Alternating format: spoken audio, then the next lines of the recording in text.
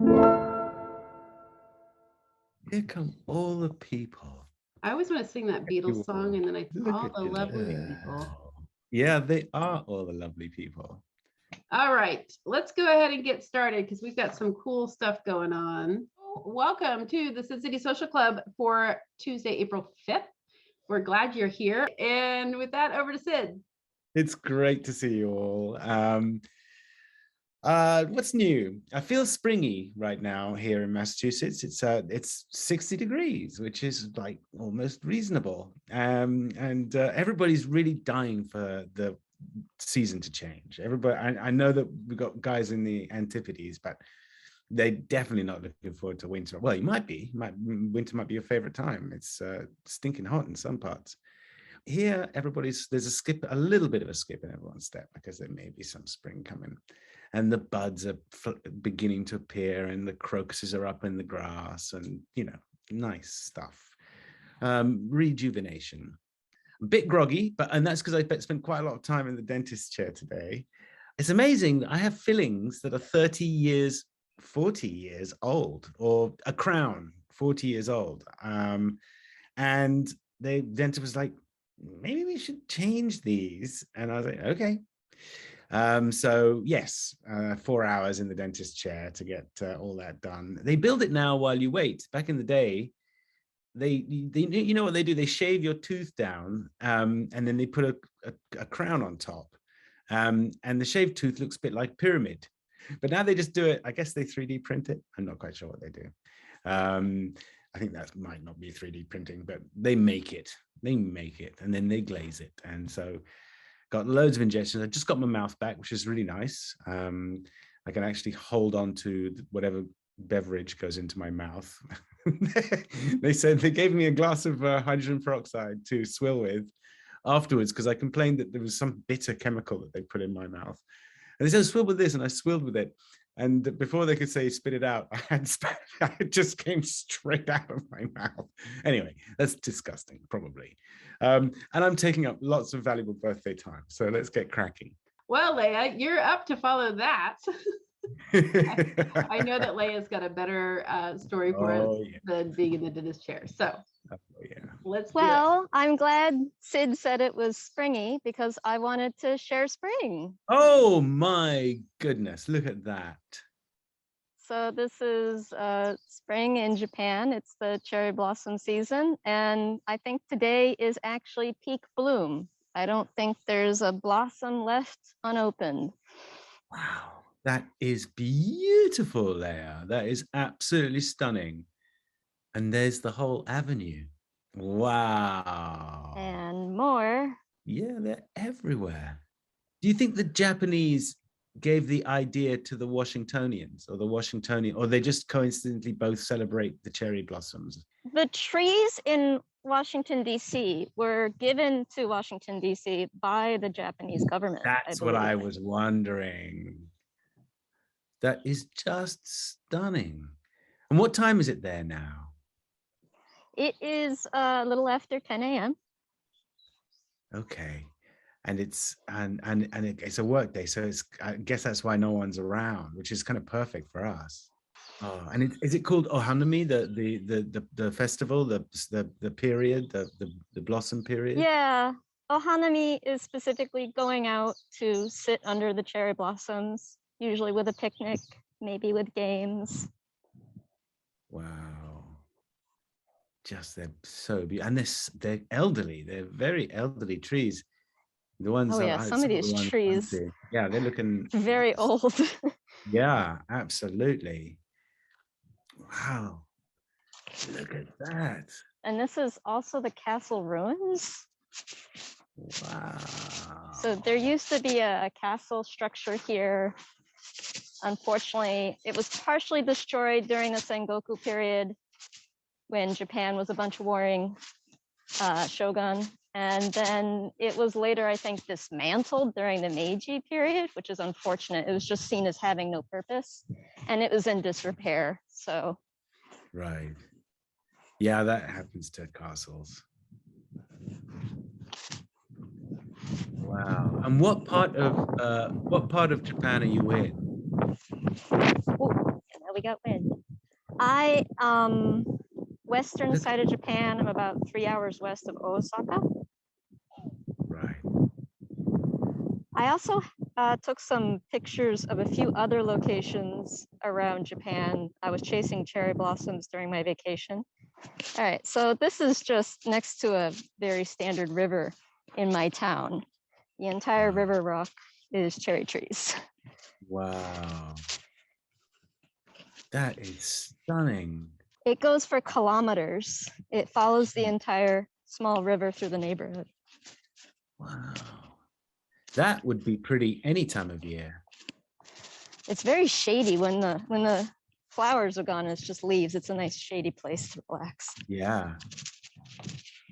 That's our weird Western mansion. We have like a Western style mansion / castle from a family that used to live in it way back when. It's a historical landmark because it is oddly a Western structure. Yeah.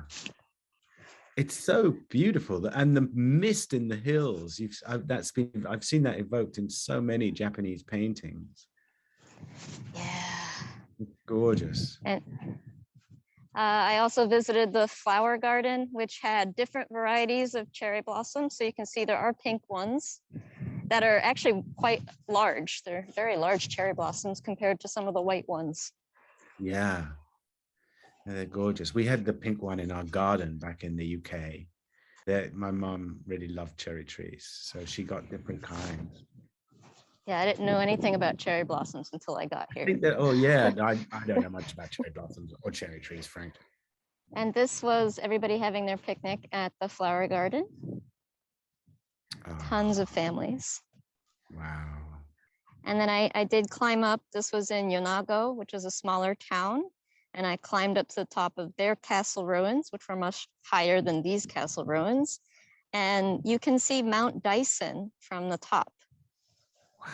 So since I live in Tottori Prefecture, I'm supposed to say Mount Daisen is better than Mount Fuji. Oh, I think that's what I'm supposed to claim. Yeah, by miles. It's a much better grade of snow on there. Easier to climb, relatively speaking. That is beautiful, though. Look at it. Wow, you should make documentaries. You frame beautiful pictures. I did visit a few shrines, but there was no one around to ask if I could take a picture of the actual shrine. I didn't want to offend anybody, so I just took a picture of the lantern instead. Okay, yeah, we'll make do with that. It's a pretty picturesque lantern. Yeah, there's also night ohanami when you go to see the cherry blossoms at night, and they have special lanterns around. Wow, gorgeous. And then this was, I raced up to the top to take pictures at sunset. Dude, you take photographs. Wow. Do you have a regular camera, or are you taking these on your phone?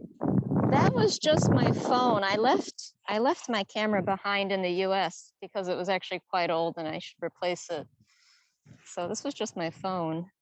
This was the garden over in Koreyoshi. And Koreyoshi, because it is such a small town, still has a lot of the old features still protected and in place. Wow, that's amazing.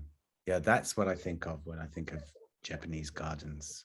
Wow, beautiful there. Amazing. Thank you. That was just stunning. That whole and the fact that you're saying it all from a cherry orchard is amazing. Yeah. It seemed appropriate to... It does. And I understand it's your birthday next Tuesday. It is my birthday next Tuesday. Well, you get to have a happy birthday from all of us because you have just done us the most wonderful favor showing us all this beauty. So happy birthday, Leah. Happy birthday. Happy birthday to you. Happy birthday. Yeah, brilliant. ありがとうございます。 How has it been? How has the move from the States? Because not last time, but the time before, one of the first times we talked, you house sitting for a friend, Morris dancing on your weekends. How has your life changed moving to Japan? A little harder to hang out with people because of COVID. Yeah, well, that would have been the same here, wouldn't it? Yeah, I actually feel like I'm less lonely here because I do have to go to school and hang out with the students and the fellow teachers, so that's nice. Yeah. What do you teach? And I'm an assistant language teacher, so English. And how Oh, have you been dreaming of this for years to make this move, or was it at the last minute? Because that's quite a change. yeah, this was a dream. Like I basically bought a book in 2018 and then became determined to move to Japan, and now I'm here. So. And I'm sure they're very welcoming. And if you're in a school, how are the kids with? Are they more? What's the general vibe? Are they raucous, or are they relatively well behaved? Is there a lot of respect or disrespect? What's the difference? I feel like generally there's more respect and there's more procedure, especially at the beginning of classrooms. Somebody announces like the beginning of class, everybody stands up, everybody bows, everybody sits down, then they meditate for about a minute, then class officially starts. And that's the beginning of every single class. They meditate. Not all schools do this. This is apparently something our school does at the beginning of each period. They have a silent meditation period. You do get the great people. Idea. I think it is too, to get them refocused. Yeah. That's fantastic. I just think that's a wonderful idea to have children focus before they actually start to work. What age are the kids that you work with? They're junior high school students, most of them. So between like 13 and 15. And how's your Japanese? Reading and writing, I'm okay. When I say writing, I mean like texting. My listening still sucks. And part of it is just people talk really fast. Yeah. Well, I think you're incredibly brave. I think also because I just think it's in that kind of adventurousness should be applauded, encouraged, and I think it's such a culture difference that it makes it even more bewildering and wonderful that you went. Actually, I feel very impressed by some of the other fellow teachers that came on the same program because they're much younger than me. A lot of them, they're coming direct from undergrad. And for some of them, this is the first time they've ever lived by themselves. And I'm just like, wow. And you're going to do this in a foreign country? Wow. Does anybody understand or even care about Morris dancing in Japan? Have you broached the subject? I've taught some steps to the elementary school students because they were more curious than the junior high school students. Yeah. Also because they're little kids and they like to dance. So anything that gets them out of their chair is interesting, I think. Yeah. Incredibly grateful. And thank you there. That's just really a beautiful trip. It's a vacation for all of us. Well, thank you all for joining me. You're welcome. Thank you. Thanks, Leah. All right, we're going to go say happy birthday to Cindy now. Hi. Cindy, happy birthday. Thanks. We have a group of people who would love to do the same thing and say happy birthday. Happy birthday. Happy birthday. Happy birthday. Happy birthday. When is your birthday, Cindy? It was on Friday, April 1st. Oh, did you do anything that you remember? Not that old yet. No. Actually, I might be that old yet. I'm turned 40, so had congratulations. kind of a big celebration. Absolutely. Just at home with my parents on the day. And then yesterday, my D&D group threw me a party in the middle of our D&D session. I just started that with mango cake.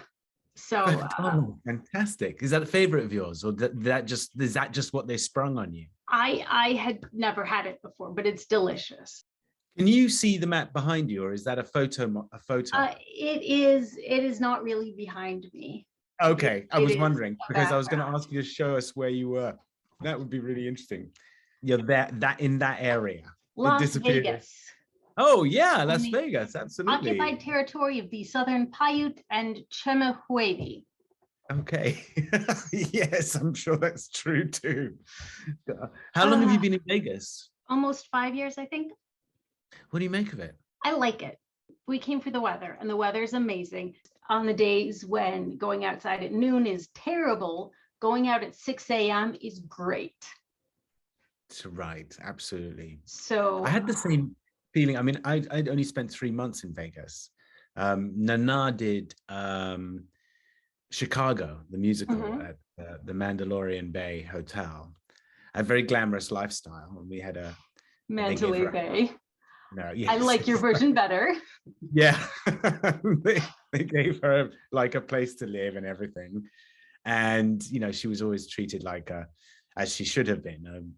But I thought Vegas was a really interesting town, mainly because it was honest about itself. Everything it says it is, it is. It's not lying. It'll tell you what you're going to get when you get there, and it delivers. Yeah. That's very interesting. I mean, it's something about it though, when it's like I had the same feeling in Los Angeles, and that is that I always never quite felt at home, because I was always walking on artificial ground, whether it was grass that couldn't possibly grow in that climate, you know, or the air conditioning in the building to the air conditioning in the car to the, you know, whatever it was. I felt that we were kind of robbing it from nature. And I never felt the children, I wanted the children to both feel I wanted them to be very natural, to be have their little toes firmly on, you know, God's earth as it was intended, as opposed to on a carpet of manicured lawn that is watered every day by sprinklers that go off at 6 a.m. and 6 p.m. You know, but do you get that sense in Vegas, or do you have a much more rough and ready sense of it, a more realistic sense of it? A lot of it is very unnatural. This was a location that it was an oasis in the desert. Yeah. But it supported a few different groups of people. This is way bigger than it could have naturally become. And most of the people here are transplants, and a lot of people came here with this attitude of, this is what I had back there, I want it here too.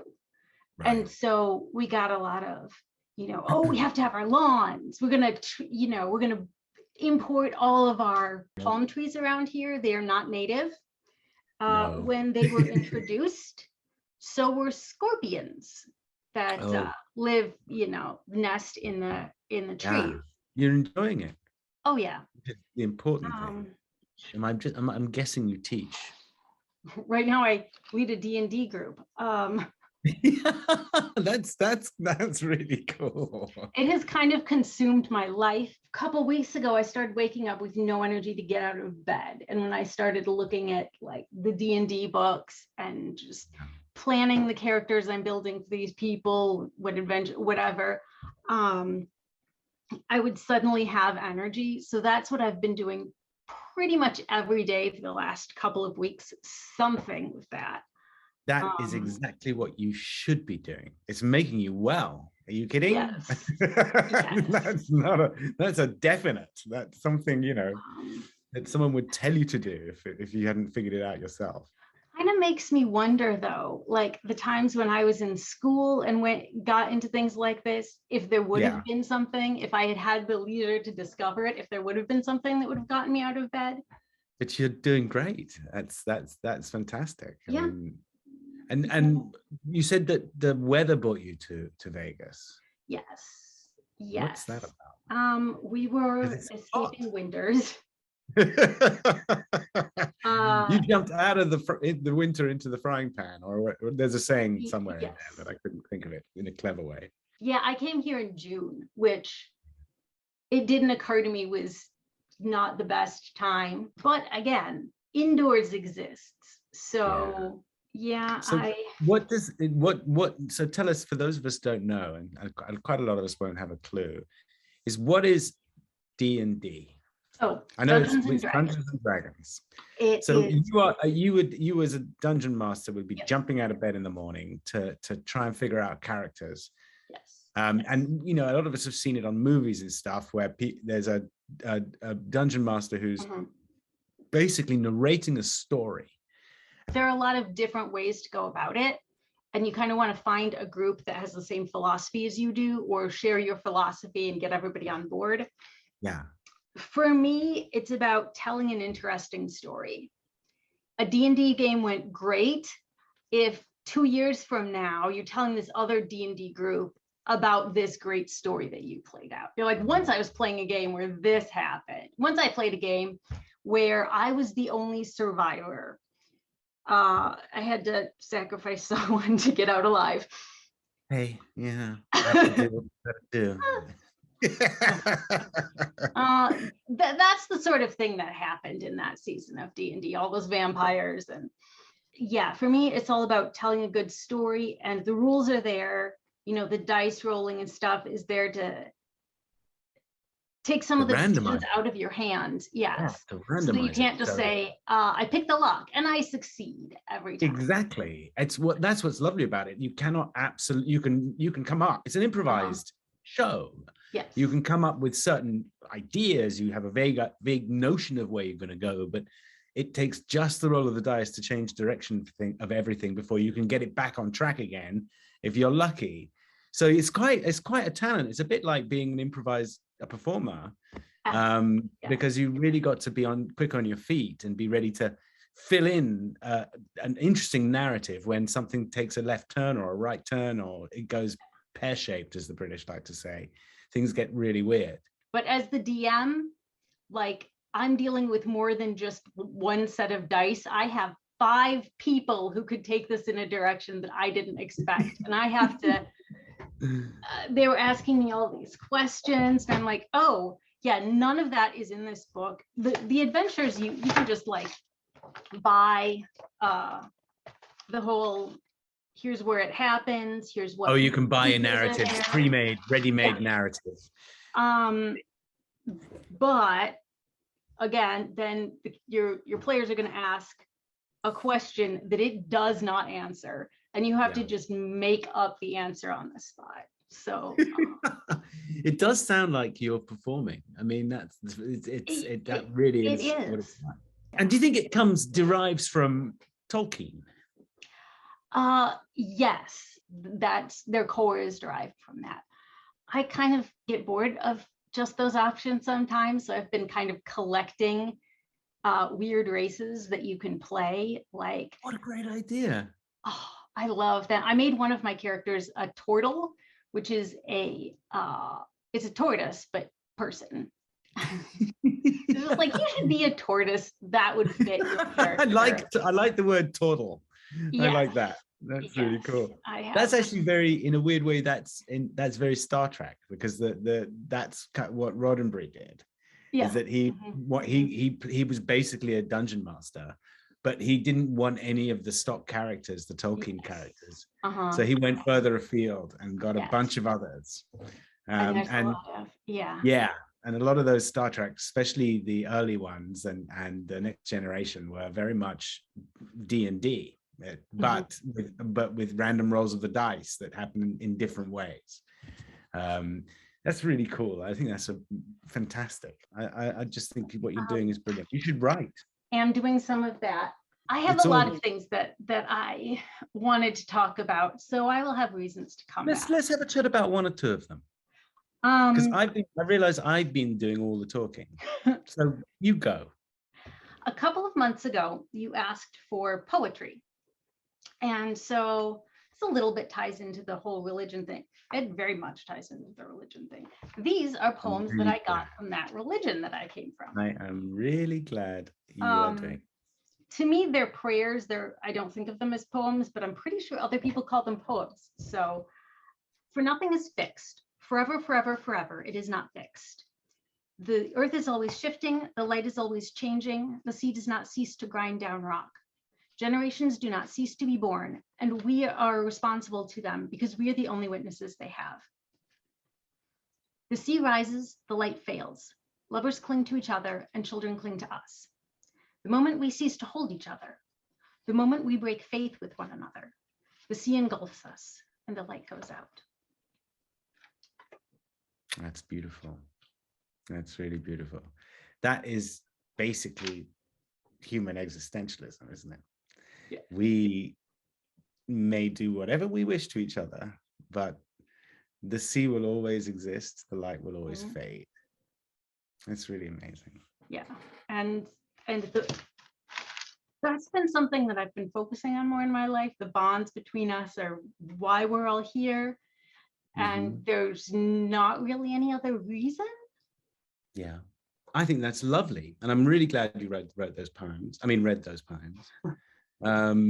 What else is on your mind? More than a year ago, before I came, you were asking everybody how they define love. Yes, This is I used something to I love think doing that. I stopped doing that. Isn't that weird? I never do that anymore, and I should do that still. you Yeah. probably didn't want to ask the same question when you got repeat people.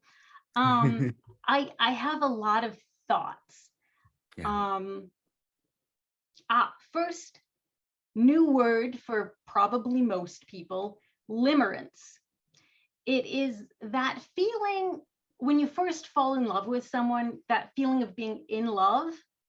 It's not exactly the same thing as actual love, but we don't know the difference because we don't use this other word for it, limerence. Ah, that's a beautiful word. That's a great word. Absolutely. But I have a question for you. You've probably heard this philosophical thing. They borrowed a bunch of Greek words for the different kinds of love. Are they different kinds of love, or is there one kind of love and all of those like different types of relationships that you have love and then some other stuff going on? That's a really good question. I'm obviously an amateur. I'm not a philosopher, and I'm not a poet. But I think love is a very misguided phrase. And I think that youngsters are brought up to believe in it in the same way as they grow up hoping to wear a tuxedo at a wedding or a white dress or whatever. And I don't think I think it sets up lovers for a lot of disappointments. And because it sets them up for so many disappointments at a young age, it sets them also up later on for, well, I'll make do with this.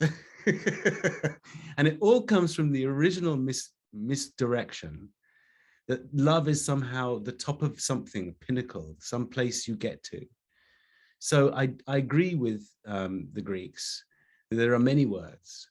And I agree with the Germans that there are many words for different feelings that are associated with love. And I think they all qualify. They're all relative. And I don't think love is permanent. I think it vacillates like electric waves. I don't think you can always be in love, and it just becomes rather mundane if you are. I don't know if that makes sense.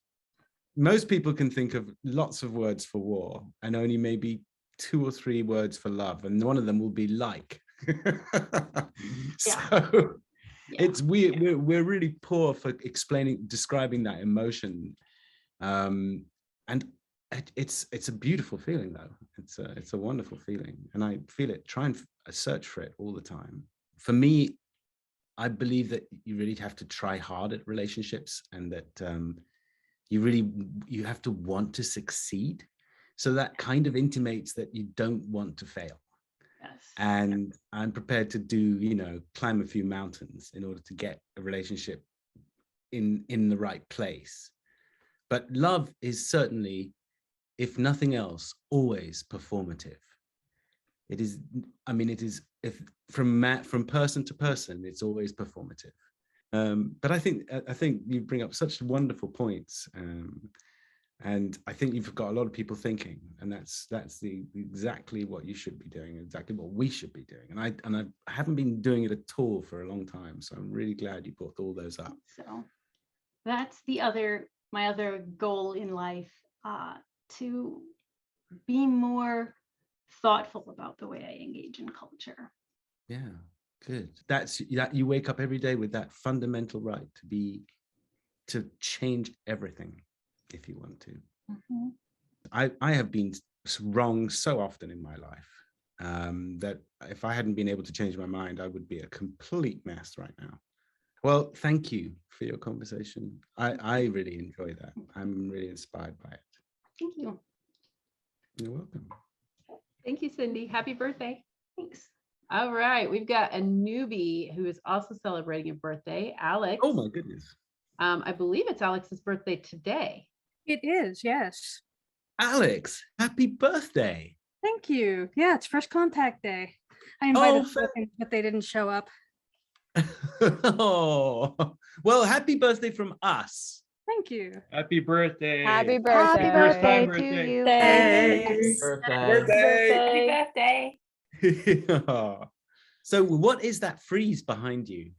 That is like I think it's a reproduction of a Roman frieze that I got from my father-in-law. Oh, wow. Yeah. Do you love ancient classical art? Yeah, I like all sorts of art, but yeah, I do like a lot of classical art, and though like I wouldn't call myself an expert on it by any means.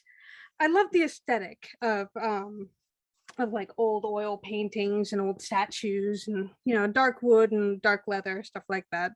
Yeah, beautiful. Mm-hmm. Gosh, I used to know a little bit about all that, but I've forgotten. And I loved English, so I did that. And I didn't like geography, but I happened to be okay at it, so I chose that. Mm-hmm. And I did art. I loved doing that. And I did that I love that because you could do it in 1 year, get it out of the way. And then I was like, what else am I going to do? And they had a course called Classical Civilization.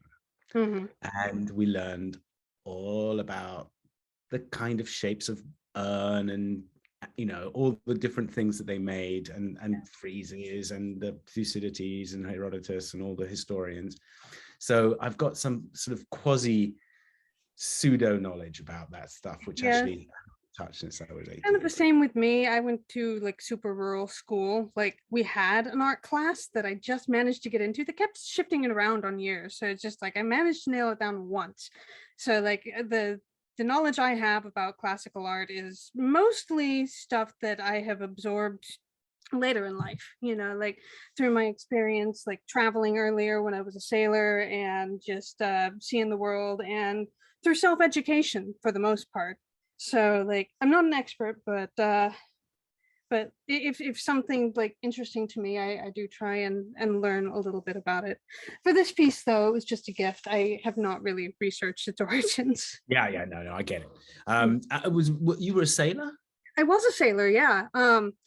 It was so did you know that there are still traditional square rigged tall ships that are active sailers? Like I've seen them. Sail I have seen them at sea. Yes, I have. Yeah. And you were on board one of those? I sailed several for like 8 years. I was a professional tall ship sailor, and like astonishing thing to do. Yeah, it just certainly astonished most of my family and friends. And I'm like, I'm going to run away to sea. I wasn't even 18. Oh my goodness! I finished. What got you into that? What made you do that? What inspired you to do that? Well, I would say that like I'd always wanted to be a pirate. Like when I was little, and we'd be putting on our productions of Peter Pan, like with just my cousins for my grandma and my parents and stuff. It was like I was the bully of my cousins, unfortunately, and so like I was determined to play both the parts of Peter and Hook. And so just like ever since then, I've had a flair for the dramatic. The thing that tipped the scales, the thing that made me realize it was something you could actually do with your life, was there was a program in the next town over called the Longboats program. It was put on by an alternative high school in Aberdeen, and it was basically trying to like rehabilitate a lot of their students. Like I said, alternative high school, and they like a lot of their students were like they'd been in juvie and stuff like that, and it, like so the school's like goal was to just like give these young people outlets and help them to just like have fun and better themselves. But my friends, you were homeschooling yourself? Yeah, I have ADHD. I didn't do too well Okay. in All right. normal high Yeah. school.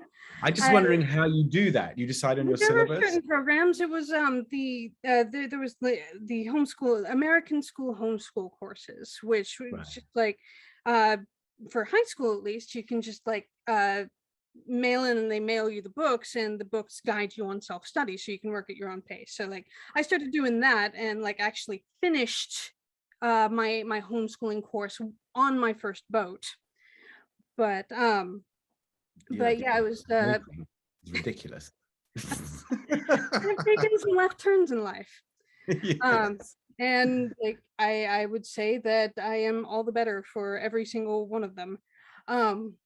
But yeah, so it was the alternative school, Harbor High School. My friend went there because she moved to Aberdeen and told me like, hey, there's this boats program, and you should come hang out with me because we don't get to hang out anymore. So like I started going, and so I started learning traditional seamanship in this high school program that taught young high schoolers how to sail old longboats. Longboats is in like the tender craft for a European square rigger, not like the Viking longboats. Yeah, no, it's like a sort of multi-oar rowing boat to Mhm. get you the kind you get prisoners off the boat and take them to the jail. Or something like that, provisions, or like, Oh, even okay, and ship. provisions. So those were the kind of boats I learned how to sail on as a child, Okay, or right. high schooler. The boats were actually on loan from the Grace Harbor Historical Seaport, which owns the Lady Washington. And so like as I was nearing like the time where I should have graduated, my instructor in that program asked like, you seem to really love doing this. Do you want to work on the big ships? I'm like, yes, I do. Lady Washington partly pays her bills by like bringing people on board, teaching them how to sail, and like you pay for the privilege to come live on board and learn how to sail. It's just one of the ways they support themselves, because these are expensive ships. I didn't have $2,000 to spare. Carl reached out to them on my behalf and secured me a position on the boat for basically as long as I wanted. And so like I stayed on board, and I stayed on board for like 8 months, all the way down to LA. We were sailing down the coast. We did educational programs and stuff. And I stayed on board all the way down to LA. And then like there were some boats in LA. And I'm like, you know what? I'm going to hop ship. I'm going to sail on those boats now because that seems interesting. And so it's just like 8 years of that, just hopping boat to boat. Wonderful, And, my wonderful. contract. So how did it begin? Is there a strict chain of command? Is that, There is, did you yes. have to start in a certain place, like, cabin person or? Well, I mean, like obviously you come on board with no experience, you're going to be just like a basic seaman, Deckhand. deckhand, Yeah. yeah. And then like the more experience you have on ships, you can leverage that for a higher position on that boat or the next boat you go on to. I worked my way up to bosun was my favorite job. Also get to do all the crazy dangerous stuff when the storms break things. Or go aloft and start you dealing go with aloft boats. and like you lash that thing down, you splice the thing in the middle of a race, whatever. It's just like I love lashing and splicing. I could lash and splice myself when I go on vacation. Love the sound of that. Eventually though, my grandfather like offered to pay for my classes to become a captain. And so like I got my captain's license, and I worked for a while as first mate and captain on a couple of boats. Congratulations. That's quite amazing. Like a full-size, like actually larger than full-size replica of the Bounty built for the Marlon Brando movie, the 1950s Marlon Brando movie. And like it was actually entirely seaworthy, and she was around for a long time, but like obviously like she was getting pretty old, and she sank back in Hurricane Sandy. I had a couple of friends who were on board during that. They made it though. That one. Yeah. So that was really sad. I really liked the Bounty. She was a grand ship. Yeah. It's so romantic the way you talk about shipping. It really is fantastic. It's really cool. So what are you up to now? What are you going to write about your experiences? Are you teaching people how to pass on knowledge? I do some. I moonlight as a a sailing instructor for like small yachts and stuff like that.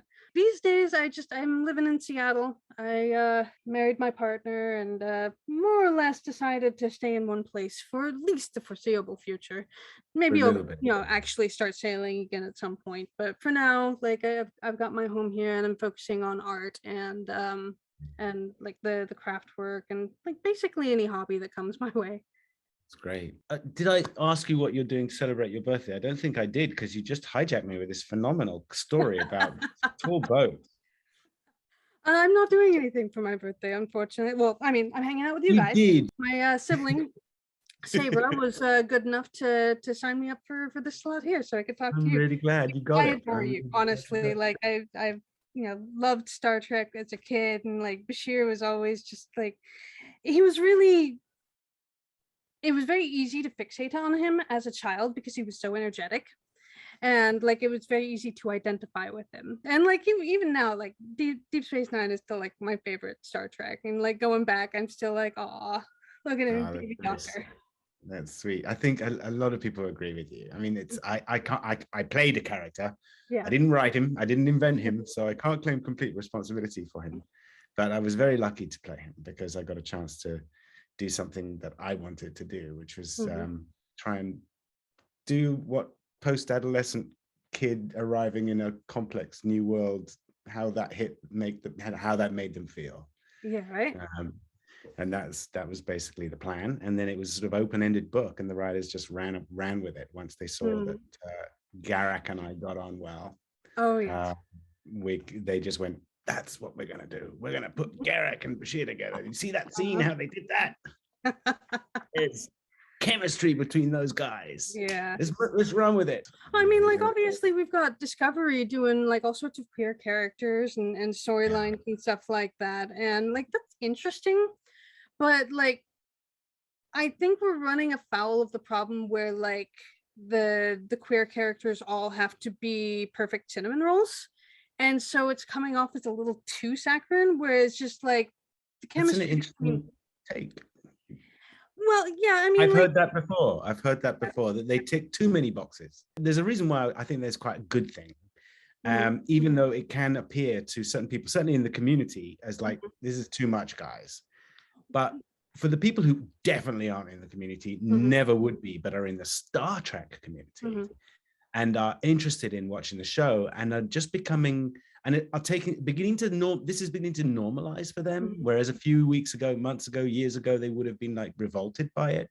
That's kind of cool. It's definitely doing its best to be an ambassador is what it is. And like the way Star Trek has always done, it's always tried to like provide like really good shining examples of just people.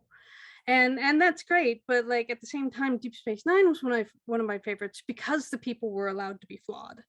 And we complained that we thought it was too milquetoast. We thought it was too white bread. But you should write a book, Alex. That's the fact. And I'd love to talk a lot more with you, but I know that I'm not going to get to. So I'm going to say thank you very, very much for getting in touch with us. You're welcome. And telling us what's going on. And come on back. Yeah, I'll try and pop in at some point in the future. Swing by. Hey, if you're in the neighborhood. Yeah. All right. It was lovely talking to you. Thank you all for hanging out with me on my birthday. Thanks for spending your birthday with us, Alex, and just casually being like, when I was a sailor for those 8 years. Yeah. Out of nowhere. Wow. Okay. Well, I'm just going to go slice something. 1 second. I'll be right back. I'm just going to lash something to it. Yeah. All right. So our next birthday is Ari, who, as far as I know, has never been on a tall ship, but maybe never been on a tall ship. No, I haven't. I've never been on a tall ship. What have you done with your life? Hello, Ari. Good to see you. Oh, wait a second. That's something good. So I had my legal name change December. That is so great. I wasn't sure whether you were about to go to prison or something good happened. It's one of those pieces of paper you just can't tell. And, no, it's good. It's very good. Ari, it's just fantastic. That is so great. Yeah. Shanna, my my partner was thinking what she wanted to do. She had to do pro bono for a bit because she's a lawyer and all that stuff.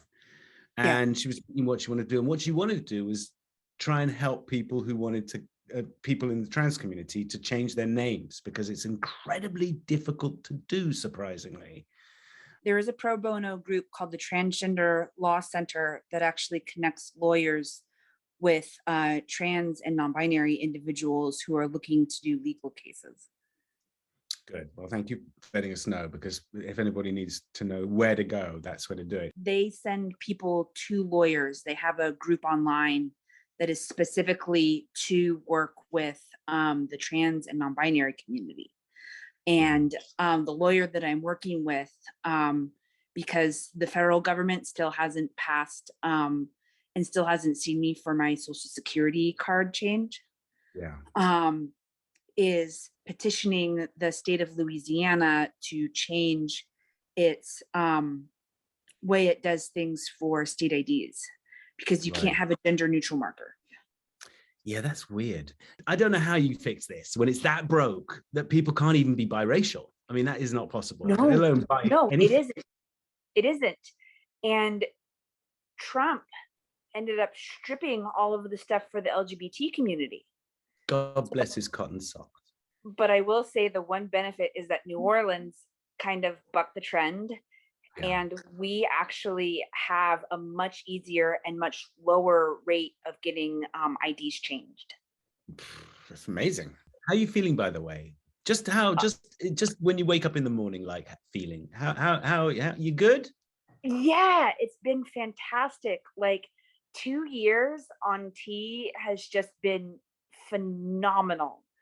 Like my voice hasn't quite changed, but like everything else, like my face and the way the facial hair comes on, and like the musculature of my back and my body has changed. The way that the fat is distributed has been completely different. And waking up first thing in the morning, it's kind of like, oh, this is me. Yeah, absolutely. That is really cool. That's really great. Yeah, and these there was one person said that this is like goals for an AFAB person for facial hair. Fantastic. Yeah, well, an Errol Flynn is about as it's the kind of creme de la creme. Yeah, I actually really want I want more of a full beard. I want more of a Riker. Oh yeah, that comes with age, my friend. I know you get it hair does. in all kinds of places you didn't invite it, and that begins to happen as you get older. I'm going to be 39 on Thursday. Oh wow, you're getting towards the big 4-0. Yeah, I am getting towards the big 4-0. Are you looking forward to it? It's such a good birthday because you're finally kind of adult. Oh, I don't know if I'm ready. Oh, it's good. It's the beginning of the rest of your life. It's fantastic. I'm ready for 39 because I'm going out for sushi. Right. We are going to be going to this one place that has gluten-free tamari sauce, gluten-free soy sauce. That is not uncommon, by the way. Yeah, that wouldn't put them on the map. I was going to show off some of the artwork that I ended up getting. Oh, that's really pretty. Is that an ass's skull? No, it's it's a dog skull. Oh, it's a dog skull. It's morbid and beautiful at the same time. And that reminds me of a Matisse painting. Is it Matisse? Yes. Yes. Yeah. So it's mushrooms. It's fantastic. Oh, wow. Yeah. Look at that. That reminds me of a style I've seen somewhere too. That's a really interesting style. Beautiful. It's paint pen, and I did it with pressing it so that it would pull up at top. Oh, wow. Yeah. Well, Mister, I am pretty impressed about everything. Your news, your painting, everything going on. Really chuffed for you. Really happy for you. And I hope we talk again soon. And a happy birthday. Is it a happy birthday? Yeah, it is. It is my happy birthday. It is. And we didn't say it. Oh, we're gonna Happy fix that birthday. right Happy birthday. away. Happy birthday. There you go, from all over the place, loved from everywhere. Thanks, Ari. Happy birthday. All right, we're gonna go to another newbie. We've got Jim joining us. Hurrah! Oh, hello. How are you, Jim. sir?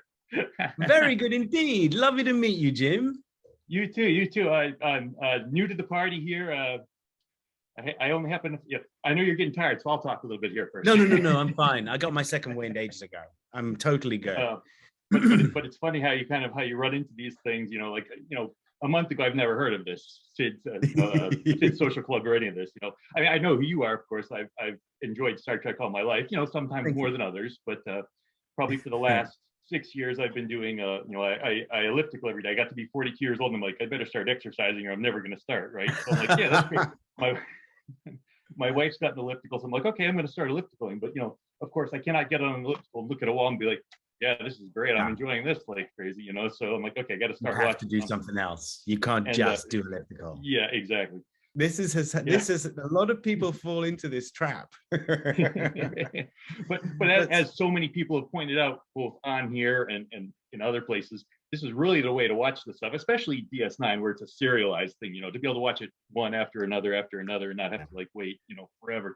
Anyway, I know. So I happened to catch the documentary, the DS9 documentary, and I'm like, I'm thinking, well, all the interviews and stuff, like maybe there's more stuff about this somewhere else. So I went onto YouTube, like what else is there about it, and ended up finding a panel where you were a discussion, and on that panel you happened to mention the Sid City. I'm like, oh, let me go check that out. So anyway, that's the whole story of how I got from there to here. Well, that's great. That's really cool. I mean, because we don't really talk about it very much, but we and you were kind of saying that you were kind of pointing out like, we don't make a big deal about it or whatever. But I'm like, oh, this is cool. I'm gonna go check it out, and it's really neat because a couple of things I appreciate.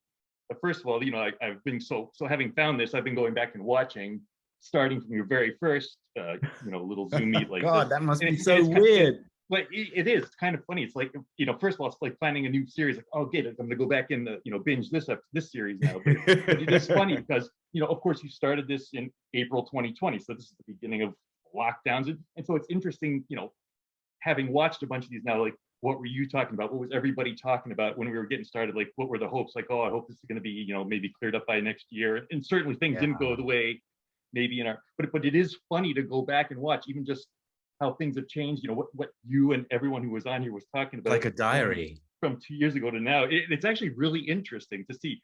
Thanks to Mel and an army of editors, not an army, actually, it's absolutely less than a handful, but they do a ton of work because they have to go through this 2-hour thing. And remember, back in the day when there was what, 2, 4, 6, 8 hours a month coming out, and they would have to hone it down to an hour. So it's been very carefully monitored. Well, I'm really glad. Welcome, and you'll like this. I said, and I've really enjoyed everything I've watched, both from the past and people now. It's actually kind of funny, being on here tonight. It's almost surreal. It's like, well, I'm really live tonight because watching these live is really the same as watching in the past, except that I'm really hearing it's happening now. You are now part of the story. Bizarre. You're no longer just an audience member. You are participating in it, which is fantastic. What do you do in the world? Where about? First of all, where are you in the world? Yes. So So I'm just down the road in Connecticut. Oh, okay. Just down the road. But I was born in Worcester, and I lived just west of there for the first 15 years of my life until we moved to Florida when I was in high school. So you're Massachusetts. I am Massachusetts born. I like this part of the country compared. Obviously I grew up here, so I enjoy this part of the country. But I ended up in Florida for 15 years. But I moved back here. I actually met my wife in Florida. She's from here, from Connecticut, not far from where we live now. And but we ended up moving back about 15 years ago, when her dad semi-unexpectedly passed away, and she didn't want to be far from her mom, and that's worked out okay. I mean, we like Florida. We're like Disney-ish people, so we had our first date at Disney. We went on a honeymoon to Disneyland. We came back and built a house in a Disney town. Did all this Disney stuff. So and now we still go to Disney with our kids all the time. They're like, when are we going to Disney? I'm like, guys, haven't you guys been to Disney enough? That's really funny. When I went to Disney back in the 90s, the one in California, And I remember it really well, and I've told other people this story, so forgive me if you heard this is a repeat for you. But I was really impressed with the fact. I mean, I was kind of dazzled by the fact that I was well known at the time, quite well known. Yeah. If you're kind of from a celebrity area, they take you all through the back ways, and so you avoid lines and stuff. And I did that, went down the stairs into this basement where Mickey Mouse was, and everyone was shaking hands with Mickey Mouse. And he would famously not say anything. He's big with his hands, and he's like, and he'd give everyone a hug, and he'd be like, and then I came up, and it was like, it's Dr. Bashir. I just watched you tell this story like in the last week. It's a good story though.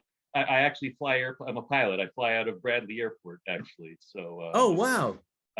So I fly for, I guess I don't mind saying the name of the company. It's not like it's top secret or anything. I fly for Stanley Black & Decker, the tool and the tool maker corporation. You know, their headquarters are down here, not very far from Hartford, and but they keep their airplanes parked up at that airport. So I'm their pilot for their private to fly around and do all their business. You know, their stuff jets.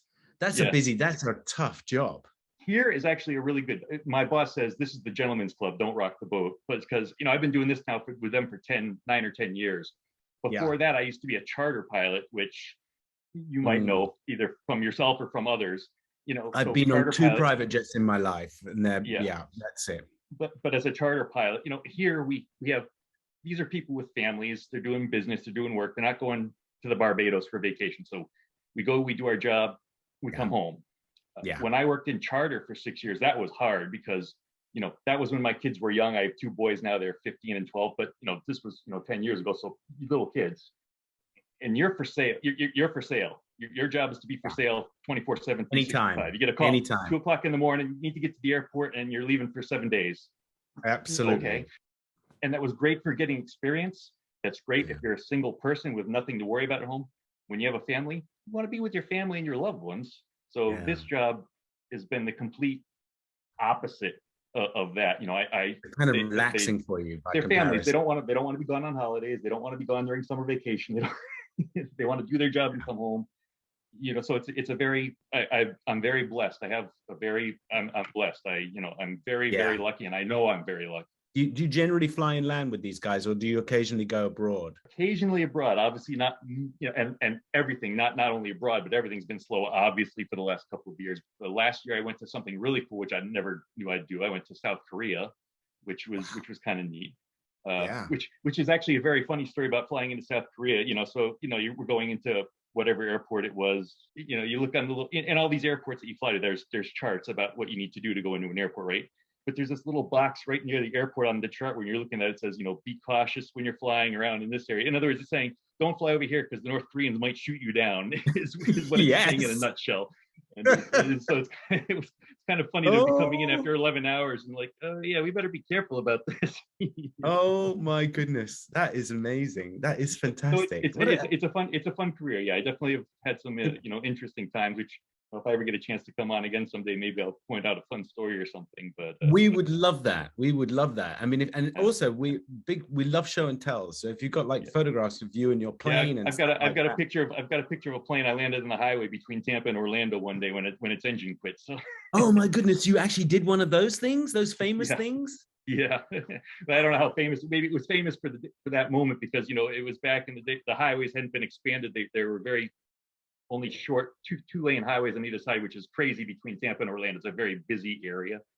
And, so it tied up traffic for hours. So, of course, that was a big news deal. Like, oh, yeah, some guy landed on I-4. The traffic's been backed up for hours, I want to show and tell. I want you to come back. Absolutely. I want you to take us on a virtual tour of your aircraft. Absolutely. I can definitely do something cool for, when my turn comes around again sometime in the future. Please do. This was an absolute pleasure. I'm going to be doing this, coming back and watching again and again because this come back whenever you like. The old ones and this is a blast. I think it's a lot of fun. I mean, everyone on here has been great. It's amazing the stories and the experiences that people on here have to tell. It is amazing. It's a real melting pot, but a very joyous one. And so it's awesome. Thanks, Jim. Thanks for turning up. I'm glad you started it, and I can't wait to do it again sometime. All right, we're going to check in with Virginia, who has something else to celebrate.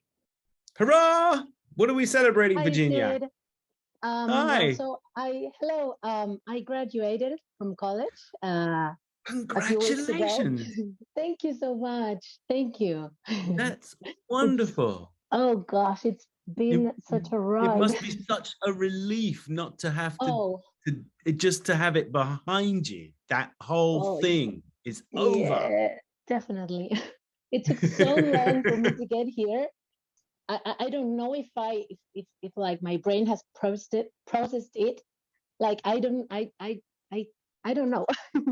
What was it like? Tell us so how did you find out? What was give that day, relive that day for us. Oh, my career, so the translation degree, you don't have to do like a final, like what's the word? No, Look, you don't I'm a have to do a final translator. exam. It was my third time taking it, Right. because I failed in November and December. So thankfully, it all worked out well, Good. and That's I so great. graduated. I'm so happy. Congratulations. That's wonderful. That really is wonderful. I mean, that is now the formal stuff is over until the next formal thing happens, but you don't need to worry Yes. about that yet. That's really good. I don't plan on studying anything until next year. I just want to take this year to just try Do, to, enjoy a bit of freedom. Enjoy a little bit of no responsibility. You don't have to hand anything in except for your, do the washing up and that kind of stuff. I can't remember where you are. Argentina. Argentina. So yeah, what kind of what's the vibe like around there? Because a lot of people not getting can easily get work now in most countries.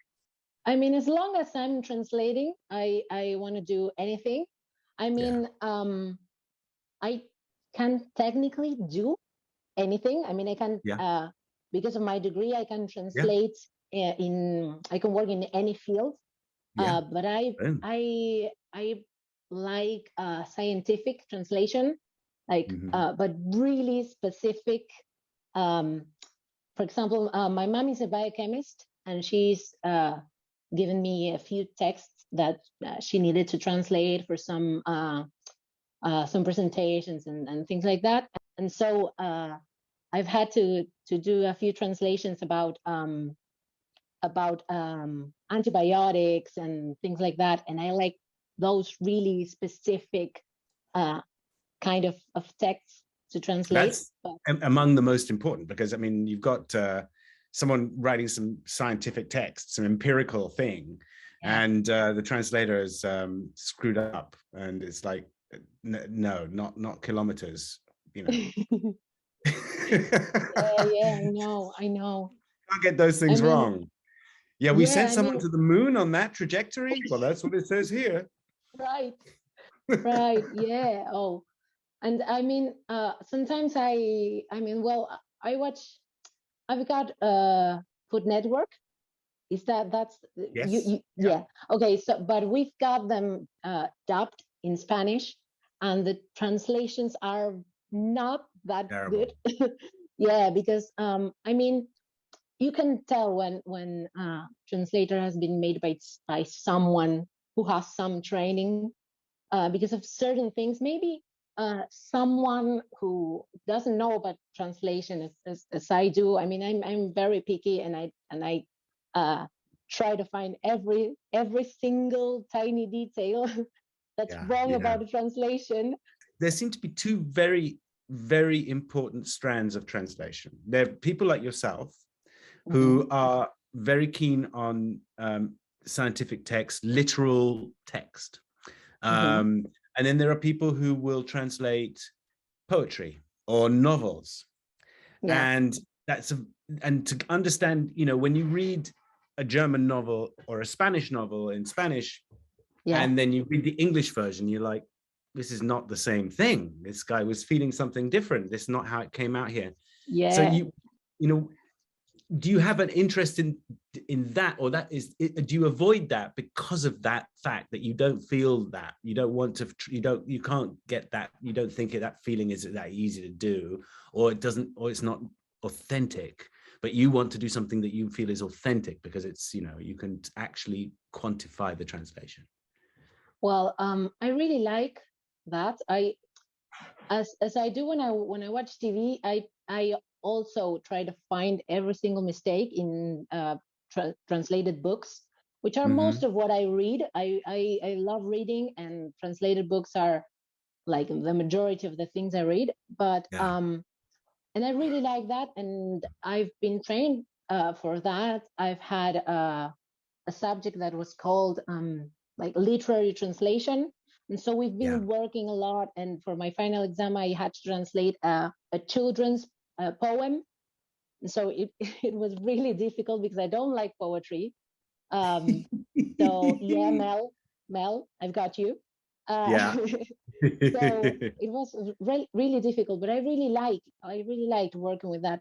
But the problem is I don't want to do that, to do like translate books, because when you translate a book, you don't get paid as much. And it's not that I don't like, I like doing that, but it's, I mean, the rights of the book when it's translated do not belong to you. I think that that freelance commercial translators don't translate books. I think those are done either by a publishing house, in which case they're just they're people they have on payroll. They're just they get them very basic wage, and they just churn it out. There's not much care. But for the famous novels, if someone's doing Tolstoy or someone's doing, Greek or something, then it'll be academics who do that. Yeah, definitely. They don't do it for the money either. I mean, they might make some money, but they're doing it because of the kudos of being, the finest new translation of Chekhov or the finest. Definitely. Yeah, I think that's brilliant. I think you're brilliant. I think this. Thank you. I love the fact that you've did it on the third attempt. I failed my driving test in Massachusetts at the age of 53. Once before I got it. I had to do it twice. And I got failed because I think the person actually recognized me, and I think they were just being spiteful because I've been driving for 5 years. I had to reverse, and the car I had a reversing camera, like a reverse camera. Lots of cars have them now, so there's a little TV. I looked everywhere. I triple looked, and then I looked at the thing, and I went back, and I did that twice. Because he said, okay, stop, now reverse. He didn't tell me anything. And then I got out and I said, so how was that? And he said, oh, you failed. I said, why? He said, because you didn't put your arm on the back of the chair and look over your shoulder, which you have to do both of those acts. You can't just look over your shoulder. You have to put your arm on the chair. And I went, okay, I'm sorry. I didn't realize that, because I've got a reversing camera. So what was the other thing? Why did you? Because you have to have two things for him to fail you. And he said, "Oh yeah, you did it twice." So it was pretty lousy. Wow. Oh, so yeah, failing is not terrible. That's not a bad thing. I think it's wonderful. I've learned that the hard way. Yeah, you did. Yeah. So how's your family? How are you lot? Well, we've been fine. My mom is actually about to retire. That's an interesting change going on. It's going to be it's going to be wonderful for her. Yeah, trying to cut back on work, slowly, and that's interesting. She's spending more time at home. What does she love doing? What do you think, if you had all the security in the world, what would she go and do? The parish we've been to our whole lives, which is like 3 blocks away from home. I think she's planning on taking on more responsibilities there. That gives her the freedom to do what she really has passion for. Yeah, really enjoys. It's wonderful. Yeah. Well, Virginia, I am going to say good night. Thank you very much for being such a delightful guest, and I am so happy that you passed, that you got over that hurdle. Thank you. Go out there and translate the back of shampoo bottles and translate the back of medicine things and get all that done. Yes. Make sure that people don't get sent to the moon or given chocolate instead of pills. It's been so wonderful to talk to you. I've missed you. It's lovely to see your smiling face. Thank you. You too. Yeah, congratulations. Thank you, Mel. Thank you all. All right, we are going to wrap it up for tonight. Thank you all for joining us. So again, come see us in Chicago if you're going to be at the convention. Otherwise, join us on Zoom on Friday evening. And that's it. And that's it. Hurrah. We'll see you Good night, everybody. Good night. Bye. Good night. Have a weekend. Yeah, lovely weekend.